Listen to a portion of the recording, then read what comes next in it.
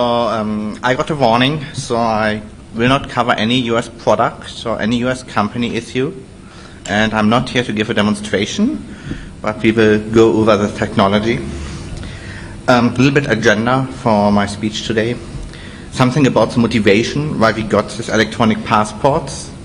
What does the government think about electronic passports? Some basics, and probably you heard about this cloning thing. Who of you guys knows about cloning passports? Oh, only a few, so I will cover this. And how to use a cloned passport to attack the systems, like the reader and the inspection database behind. We will cover some stupidity on the basic access control and the extended access control. The extended access control seems to be the silver bullet against cloning and doing everything nasty with it. And some unexpected risks at the enrollment. So all of you guys know what is the motivation to get biometric into the passports and for the visas. This is actually the recovered visa they found at Ground Zero. So I don't know if he's still on the watch list, but they found some evidence that he is involved. So that was the main motivation to raise the security for the US borders and to improve the border security by using biometric solutions. There was this initiative. So the government after 9/11 got a dream, and the dream is telling, so we have to divide high-risk travelers from medium-risk travelers and low-risk travelers. If one of you guys come the first time to the States, they have to create a file on you, put your fingerprints in and a picture of you. So you are at this moment a medium risk travelers. At the moment you are crossing the border about 100 times a year and nothing happens and you are not on the watch list, you are a low risk traveler. And if you are coming from a suspected country or you have a common name like Mohammed Atta or something like this, you end up on a watch list and be investigated as a high-risk travelers. And the government dreams about this automatic multi-biometric entry gates. So there's a normal passenger just waving his electronic passport, putting his fingerprint on it, or looking with his iris scan into a camera, and magically the door opens and he is in. While for the medium and high-risk travelers, the door stays closed and they have to check an inspection officer, and the officer is making investigations. And by the way, it saves a huge amount of money on personnel, especially for European entries.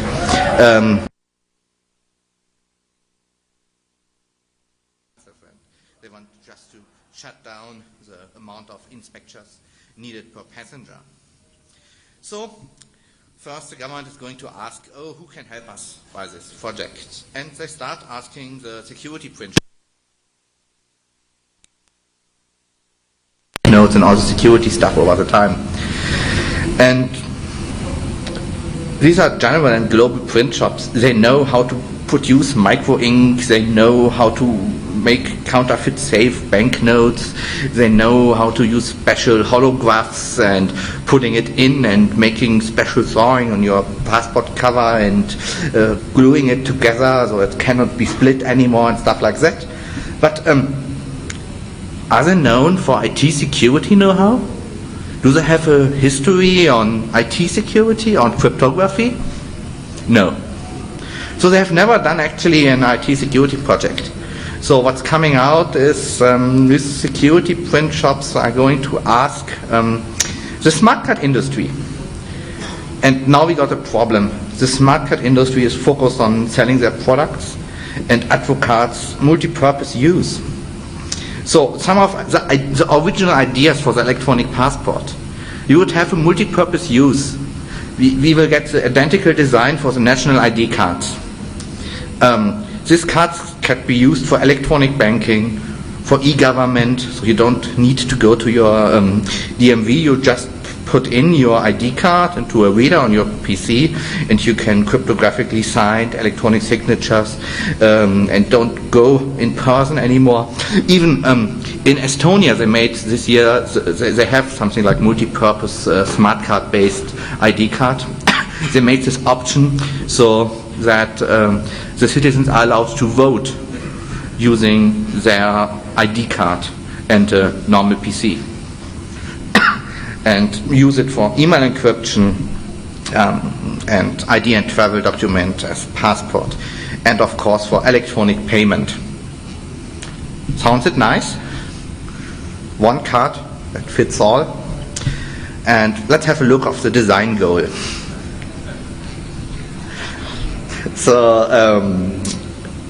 they want to use cryptography and PKI. The best thing is we put all biometrics that's possible into this card. If you got more biometric, you got a higher safe level. And of course it will be 100% secure and improve the facilitation, something like minimize time spent on legitimate travelers, once again segmenting low and high risk travelers, and minimize the immigration time. All wonderful. And then they came up with a design approach from the ICAO.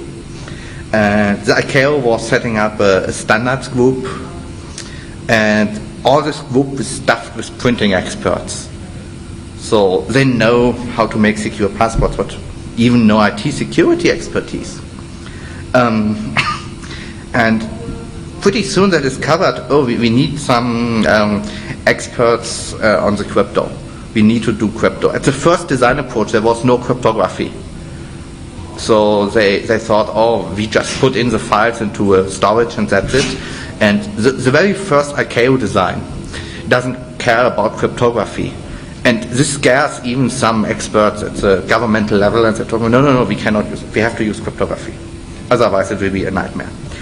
So, but no one knows anything about implementation. And the whole thing now was driven by RFID manufacturers. And of course no one looked at risks and design goals. You all know this, keep it stupid and simple. But they unfortunately don't know it. And by the way, the industry got a new standard for biometric encoding. We got new encoding. We have to put all this together into this passport. And the next problem they found out was they got a problem with patents. Typically, if you store biometric data, you are looking only for some points of interest, like from your fingerprint, and generate via a trapdoor algorithm a type of hash. And this hash ends up in a database. So they don't put actually a full picture of a fingerprint into a database. They're just putting in the hash. So it makes things easy to compare. It's always easy to compare about a hash and look for collision. But it's highly difficult to compare images, even if they are put from different angles and stuff like that. So, and as well, the ICAO decided to store if the facial image of the passport holder, like as a JPEG or JPEG 2000, and they decided doing the same with the fingerprint. The problem was the most hash algorithm was patented by one or other company, and if they want to use it on a global basis, they have to do a decision for one hash algorithm. Unfortunately, all these hash algorithms don't fit with the national fingerprint databases. So every country is operating their own fingerprint database and using a slightly different hash algorithm.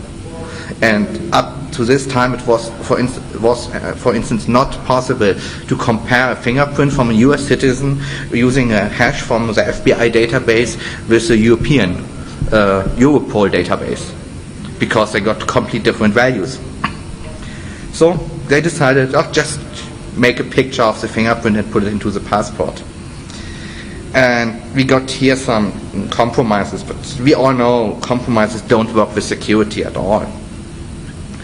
So let's have a small excursus how the e-passport looks today and how the e-passport is implemented from the German point of view. By the way, all these pictures are public domain. I put the reference behind. So Actually, as far as I know, I can use it for this talk. So, the e-passport is most likely called MRTD. This stands for Machine Readable Travel Document and is known as electronic passport. The specification was done by these experts groups from the ICAO, and the enrollment was planned on a global basis. This is one actual picture from the e-passport from Germany. They decided to embed the RFID tag into the cover and not into the data page. Normally you have one of this plastic covered page where, for instance, Great Britain or Australia putting in the RFID tag. And they decided we don't need a shield. The passport could be readable even if the passport cover is closed. By the way, this is one of the decisions why the Germans can microwave the RFID chips in the e-passport and the British can't. No one sees the marks from the burning if the RFID tag is embedded into the cover. If you do it with a British passport, you're most likely melting some plastic on this page. There's an alternative method of storing data. So right now it's possible to store biometric data or hashes as a 2D barcode under the facial image. And we have this line. It's called MRZ, that stands for Machine Readable Zone. And this will play a second role for authentication and cryptography if we look deeper at the electronic passport. So let's look for the data layout of the electronic passport. They invented a huge branch of new cool names. We have to deal with the LDS, that stands for Logical Data Structure. And the data is stored in DGs. DGs, data groups. Some of the data groups are mandatory, others are optional. Some of these data groups are slightly controversially discussed. For instance, the British wants to have an iris image inside the data group. The German decided not to use iris images. You can look for the actual health status if you do the immigration, and you can check if someone was consuming drugs or alcohol. It's not a problem in GB, but probably in Germany. And it's not illegal in Germany to travel drunken as soon as you are not driving the car. And so they decided not to use the iris image in Germany. We have a special file that's called EFSOD. SOD stands for Security Object Data. And this is a file that holds the cryptographic signatures. And we have the EFCOM, you can compare to a directory that lists the existing data groups. All data is stored in BER encoding like ASN1, but it's not ASN1 that's important. And the data group 2 up to 4 uses CBEFF for encoding. This is a common biometric file format. It's specified in ISO 19785. We have in Germany some unique security features. So normally if you activate an RFID chip, you got a unique ID. This unique ID is fixed for each RFID transponder or chip. And this unique ID is needed for anti-collision. Unfortunately, with this unique ID, you are trackable and traceable without knowing. So it's just to install reader at the gate, and they know who you are and that you are holding a passport and stuff like that.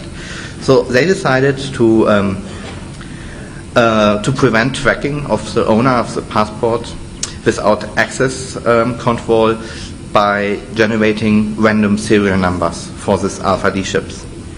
So actually, they produced a special tag, and the special ISO 14443 tag can jump after it got started or awaked by the radio field, and use a random number generator and use this random number as unique ID. By the way, you can use this random number generator just to put in any ID you like. So another way to cloning RFID chips. And the problem is ICAO MRTD specification don't require a unique serial number. So, by the way, some countries will generate random ID and random serial numbers, some countries don't.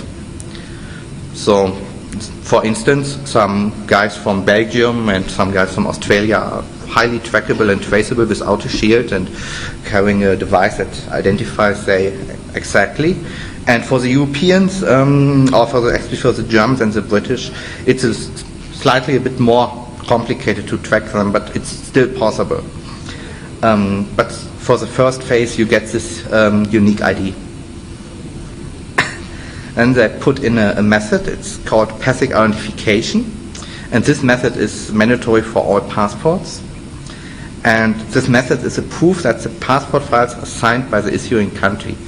So if you get a passport, each issuing country is operating their own CA, and this CA is signing the hashes of the data of your passport. And with this private key signed, the public key can prove at the border control or at the entry if this data are manipulated or original.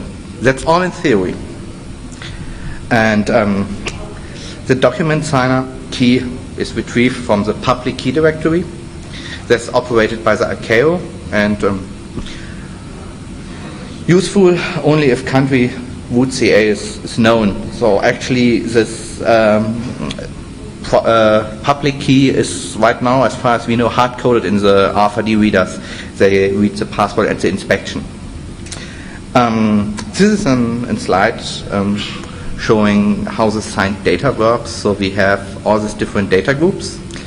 Then hashes generated over each of these data groups. And over a list of all these hashes, they are generating a type of master hash.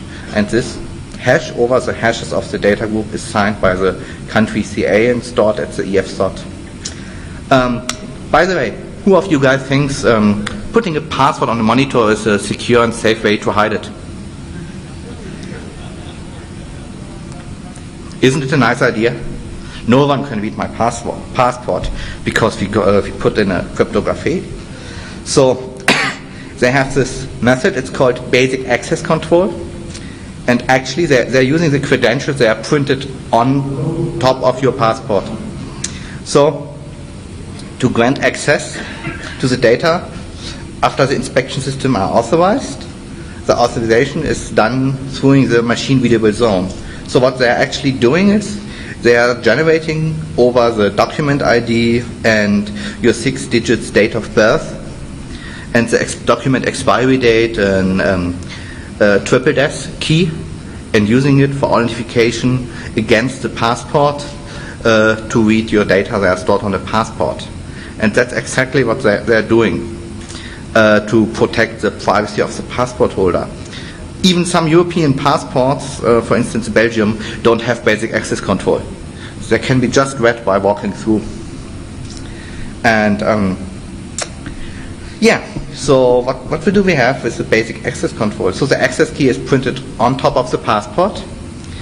And what the politics is always denying, oh, it's illegal to make copies of banknotes, it's illegal to make copies of passports. Who of you guys experienced that his driver's license or passport was put on a Xerox machine because you want to rent a ski or you want to check in a hotel and it's highly crowded and yeah, we got some up and they're just making a Xerox and you don't know what happened with this document. Anyway, all this data needed for accessing the machine readable zone is as well stored in many private databases like airlines, banks and so on, credit history, and no one knows what's happened to this database if there's identity theft or if someone breaks into the database and retrieves all this data. And as soon as this data are known, there's no protection for your facial image, for your biometric template. You can just track, trace and read from behind. So, and you don't need to do a full read of the passport. It takes sometimes up to 40 seconds. But if the data are known, you can just start with a basic access control handshake and you are still traceable. So the random unique ID is simple worthless if you have access to the data you need for generating this access key, or to generate the first phase of communication to your electronic passport. And access to the content of the logical data structure, data group 1 and 2 is possible. Even access to the SOD is possible, so you can try to run a brute force attack against the company signing CA. After my last talk last year at Black Hat, I mentioned this, I make a small demonstration, and they are telling us, oh, yes, but you know, basic access control was yesterday. Today, and we will have in the future, extended access control. This will take care of all these needs, and this is a highly cryptographic thing, and you don't have to worry about your privacy anymore. So what's the idea of extended access control? The extended access control should prevent the unauthorized access to biometric data. Unfortunately, it's not internationally standard, so each country decides what data they want to share with what exact country, and it's implemented by the individual issuers, and only share with those countries that are allowed access. So in theory, for instance, if Germany wants to share the fingerprints and the biometric data with their citizens between the states, they're setting up an IT project for exchanging certificates and algorithms and putting in additional software into the readers. And they are pointing out that access is only possible with certificates from issuing countries. So if at the point of entry, at the port or at the airport, the inspector wants to read your fingerprint, by the way, it's a GIF image, he needs to get a certificate from the issuing country. And they are telling all the time, this certificate is only valid a really small amount of time. And only at this small time slot, you are able to read the biometric data from the passport. Unfortunately, just imagine, you're a train conductor and you have to check if the tickets are valid and if the passengers on the right train and if the ticket are for the right date and time. But you don't have a clock. So how do you check it? How do you check if the ticket is valid?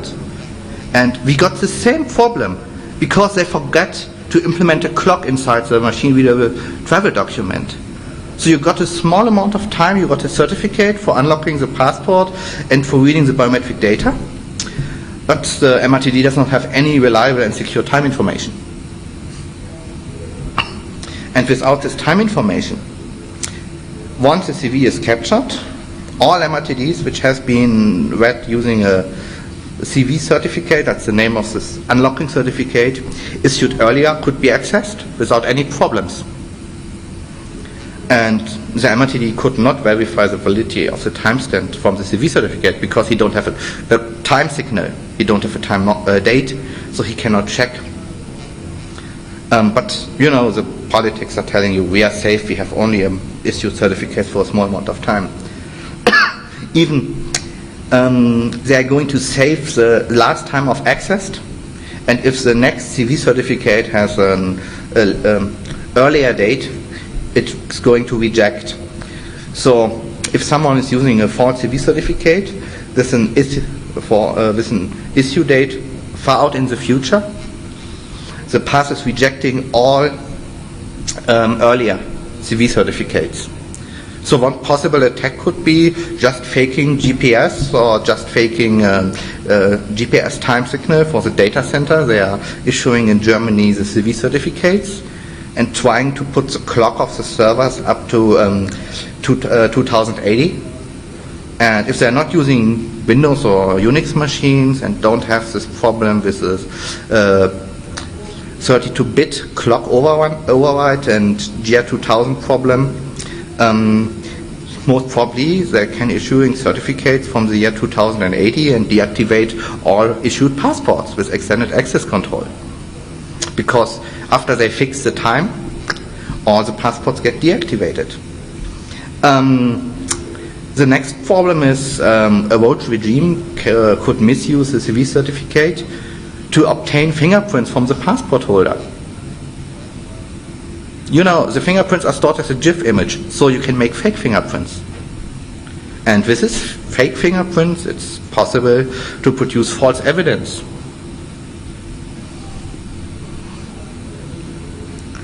The next glorious idea was we're using X509 certificates, but it's not possible to revoke certificates from the MRTD. So CRL is effective not existing. And everyone can verify it seems to be secure, but it's not possible to revoke a certificate. So, why do we clone passports last year? We got a huge media attention on this, and they are telling us cloning a passport is just normal behavior, and there's nothing dangerous on it, and you don't have to care about this because it's all cryptographically signed. So, the normal tags inside the passports are actually read-only, and data could only be retrieved from a issued passport. And one idea is just retrieve the data from an issued passport, just read it, then you have to microwave your original RFID chip from the state, and now the clone tag behaves like an official e-passport. And that's where the fun part starts, but what the industry is not understanding. I had long phone conversations with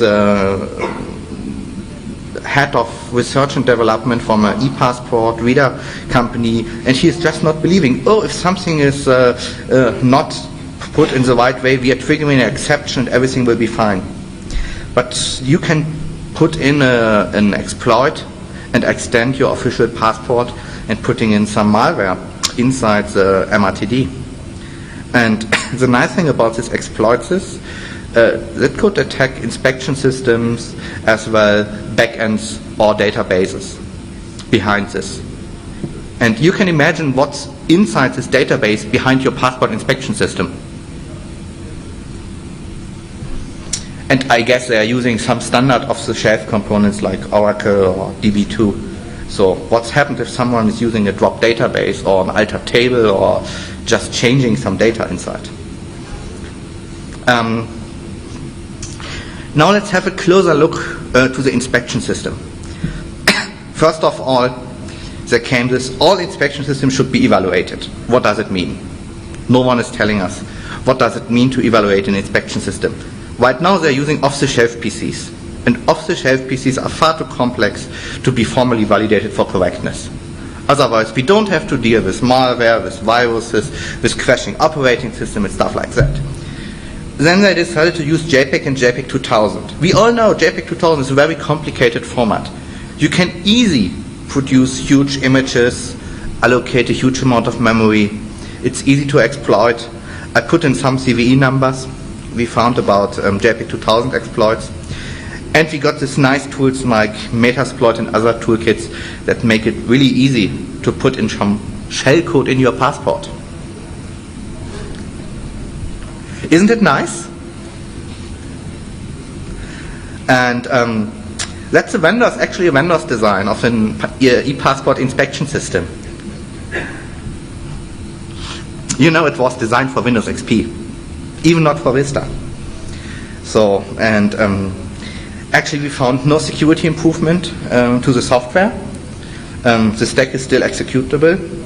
And imagine what's happened if you just ask an officer, oh, did you mind putting in this USB stick into your inspection system and make it double click on this program? You think they are going to do it? But they are putting your passport on a reader. And where's the difference? It's just memory, 72 kilobyte memory that's got read into his machine and executed. And that's a nice thing. They just don't look for the procedure. So actually, the LDS is passed part by part, and after the whole structure from the passport is read into the reader, into the inspection system, it can be validated just after this. So they have to build all these hashes inside the machine, and then after they have decoded this highly complex tree of ASN1 beer encoding, after they got through all these different stages and highly complex processing units, and I know what I'm talking about. We have implemented this e-passport design, and it was damn hell of coding because they don't care about standards. So after all the thing is decoded and passed and not exploited, and all the structures are happy, they can validate.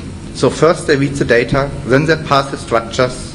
After this they have to decode the payload, and finally they can verify the document cryptographically. It's something like you go to an ATM, you put in your card, then you get the cash, and after you got the cash, you put in your PIN number. And they are telling you, is it right or not?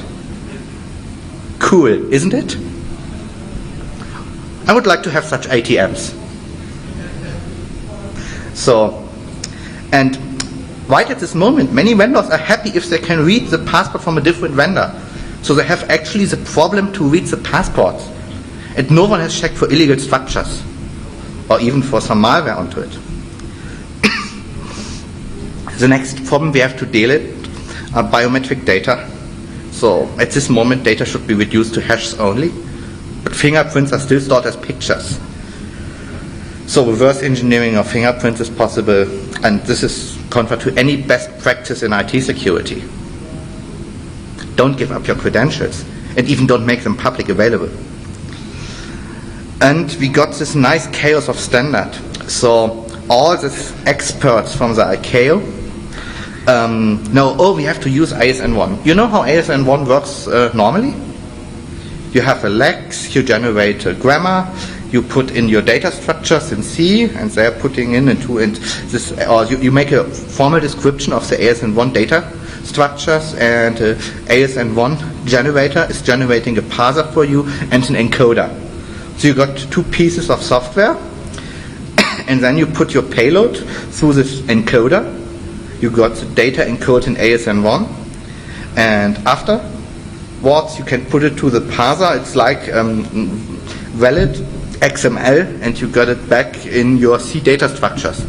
But unfortunately, they don't ask a student in the first semester who knows how ASN1 works.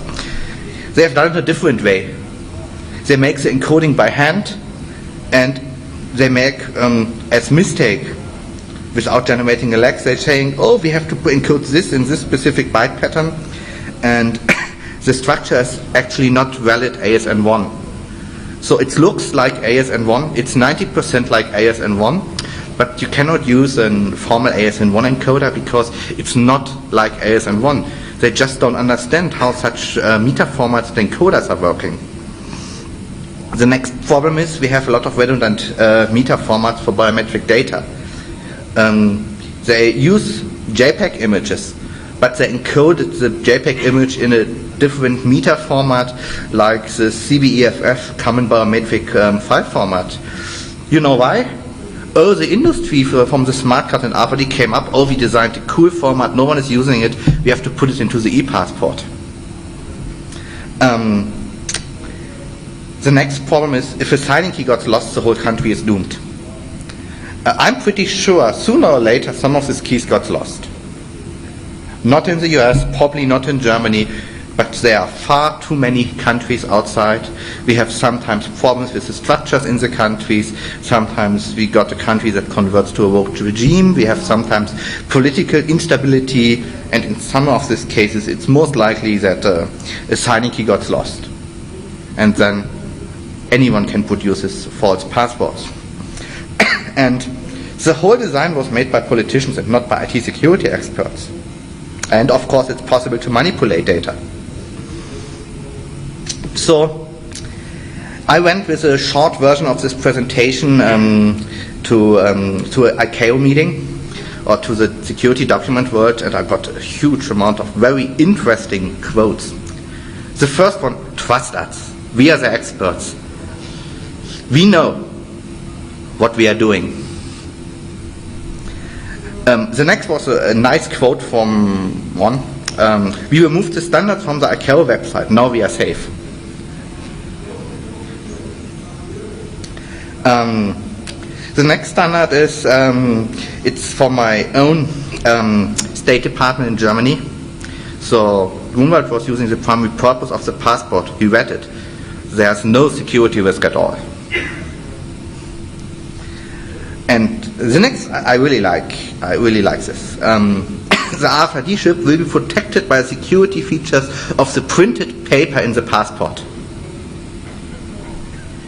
Wait a minute. Why do we make this RFID passport? We want to raise the level of counterfeiting passports with biometric data. And normally the RFID chip should increase the security and not needs to be protected by the printed paper of the passport. So, where's the need for an RFID chip? If the chip must be protected by the printed paper, why can't my person be protected by the printed paper as well? And we just forget all these RFIDs? I don't know. And the next quote is one of my favorites. Once again, after I gave this presentation at the Security Document World in London, a couple of high-level passport security experts are here. And they are denying there's any problem. And after I gave this, I got that really nice quote. It's right that there are security flaws could harm an IT system, but we have to keep in mind the e-passport is a security document and has nothing to do with IT systems. But it runs on Windows XP. So, isn't it funny?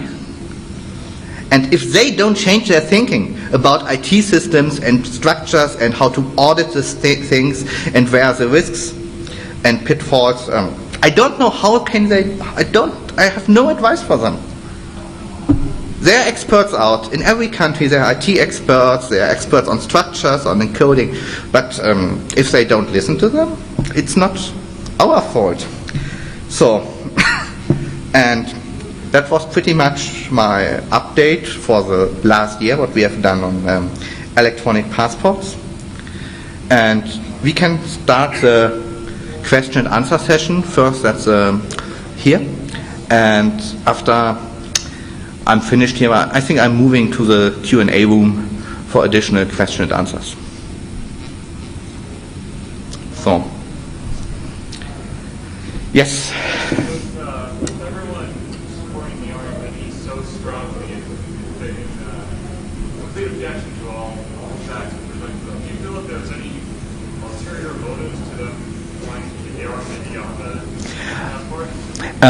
Yeah, the question is why still keeping the RFID on the passport if there are some questionings. And one of the results is they wasted so many taxpayers' money. They just can't tell us, oh, sorry, we are wrong. By the way, we wasted billions of dollars worldwide, but we have to live with them. So I think it's about personalities and reputation of the print shops, and it has nothing to do with IT security and anti-terrorism and counterfeit documents. Yes? What happens when a picture gets right on your passport? Does the paper right face go to customs? What happens? I've done some tests with okay, so the question was what happened if a manipulated pictures get through an RFID reader or get through customs. So I've tried this with some manipulated images at a conference. I'm not going to tell what conference this was and not the vendor, but actually one inspection system gets an infinite loop reading the things and another just crashed. So we got a blue screen. And if you are able to get a blue screen, you are most able to put in exploits. But everyone is welcome to prove. I can't check with any US passports, but if some of you guys have one of these US passports properly, you will be here next year at my position and presenting us the ultimative inspection database take over world domination inspection owned applet just to apply to an US passport. I can't do it, but I don't know if I inspire some of you guys.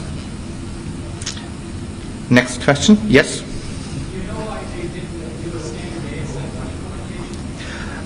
Actually, they don't know how to do it. They don't ask anyone who knows anything about IT security. So, and they had such huge time pressure, and they want to do it all on their own. So the group from the ICAO was a pretty closed group. And they don't want to get as many external experts in because it was so complicated at that specific level. The industry wants to push in so many different standards and so many different encodings. They just want to keep the group as small as possible to make effective working. So that was my point. And I got a quote from a German passport manufacturer, and he is telling me, oh, I know, we know, the whole thing is junk, the whole standard is junk, but we have to live with it, and we cannot change it anymore. Next question, yes?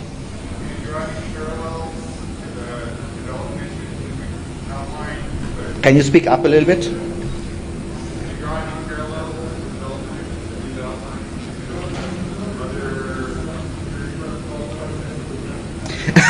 Yes, there are many parallels.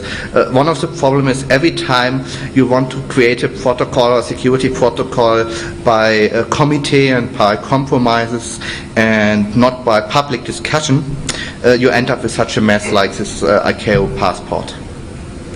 So, my advice would make a RFC of it, put it on the internet, make a public discussion, ask the crypto experts, ask the security experts, and not make a design by committee.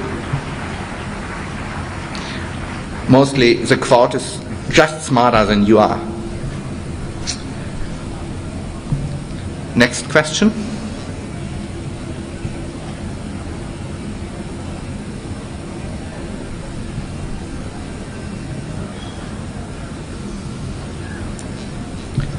Okay.